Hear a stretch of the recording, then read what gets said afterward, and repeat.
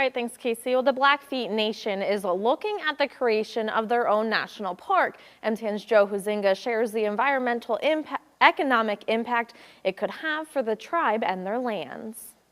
Right now, the Blackfeet Nation is looking at new ways to manage the tribe's agricultural resources with a feasibility study on the creation of a Blackfeet conservation area. When we think about a Blackfeet conservation area, it'll be in two phases. The first looks at the feasibility for the creation of a national park, which would allow us to put a swath of land into permanent conservation.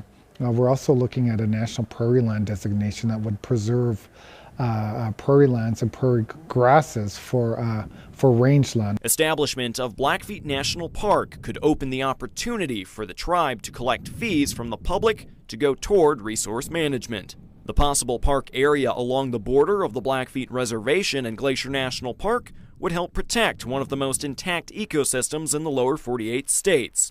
It could also provide room for the tribe's goal of reestablishing free-roaming bison. We could potentially look at connectivity between the Badger 2 Medicine and Chief Mountain that would allow for the reintroduction of E&E or bison back into the natural landscape. Glacier National Park Superintendent Jeff Mao says while the tribal park would be solely controlled by the Blackfeet Nation, its goals of ecological and cultural preservation match with the mission of the National Park Service. He also says while there would be many details that need to be worked out, he hopes for a seamless border between the two parks. Certainly for Glacier, we're suffering from the impacts of extremely high visitation.